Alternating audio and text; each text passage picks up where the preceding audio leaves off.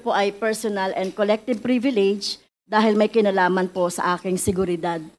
So, kagabi po, Mr. Chair, mga bandang 11 o'clock o 11 p.m., nasaksi po tayo doon sa isang insidente na pagpaputok ng baril ng pulis. So, binabagtas po namin, aywan ko pa lang po kung main road ito ng BGC, meron pong pulis sa harap namin, police car, at merong dumaan na naka-motorbike sa harap namin hanggang sa lumabas po yung pulis, Mr. Chair, doon sa mobile car po. Lumabas po yung dalawang pulis at hinabol po yung naka-motorbike at yung pong naka-motorbike ay dumaan sa harap namin hanggang doon pumunta sa likod. At nagulat po ako, Mr. Chair, pinaputukan ng isang pulis yung naka-motorbike. So hindi namin alam kung anong insidente ito, ano ba itong mga naka-motorbike na ito. Talagang natakot po ako, Mr. Chair, at kinihila na lang po ako ng aking mga kasamahan at pinadapa, at pinadapa. Natakot po ako, Mr. Chair, dahil bakit po nagkakaroon ng ganitong insidente na sa gitna ng traffic, Mr. Chair, ay nagpapaputok ang pulis. So tingin ko po ay hindi tama ito dahil sa gitna po ito ng mga sibilyan at traffic po ito at marami pong sasakyan. So naalala ko po, Mr. Chair, yung insidente na naganap noong 6 years ago sa Talaingod na kung saan nandun po kami sa isang lugar sa Talaingod ay pinaputukan din ang sasakyan ko ng dalawang riding in tandem.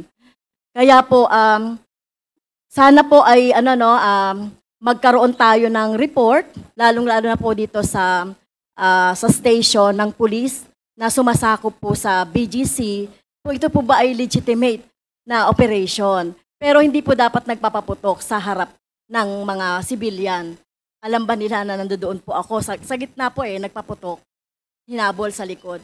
Kaya po, Mr. Chair, tinitake ko po ito kung hindi po magkakaroon ng police report na kung ano man po itong insidente na ito, tinitake ko po ito as personal threat sa aking seguridad. Dahil alam niyo naman po, Mr. Chair, di ba, minsan na po akong pinagbantaan ng dating presidente Duterte at sa araw-araw na pagsasalita din ng Vice President Sara Duterte ay sinisingle out.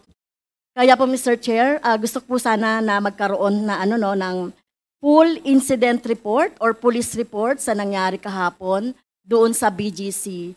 At maituring po ito na makonsider itong serious. Dahil siguro tayo po, ako tinitignan ko rin ito na may kinalaman sa aking trabaho dahil alam niyo naman po ako yung very vocal doon sa pagsasalita sa mga committee, sa Quadcom, sa Good Government. Kaya po sana po ay mapatawag natin ang station commander, i-report itong insidente na ito at yung dalawang pulis, yung isa doon ay nagpaputok. So hindi dapat nangyayari yan.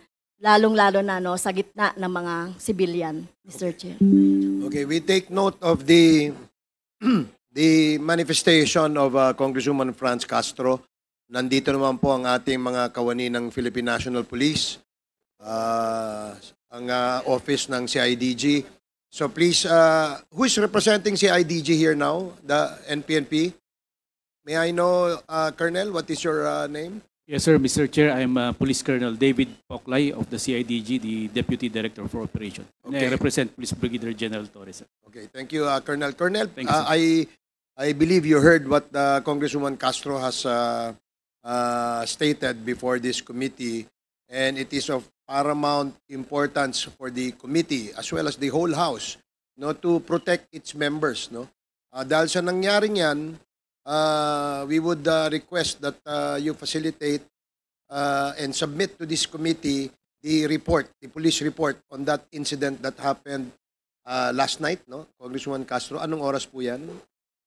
Bandang 10:30 to 11, Mr. Around Chair. that time sa BGC area. So please coordinate with the Chief of Police of Makati as well as the station commander of the said district. Mr. Chair, I'm sorry, it's Taguig. Oh, okay. I'm sorry, it's Taguig. Correction. It's in the city of Taguig. Okay. So, Thank you. PNP, please take note of that and submit the report to this committee.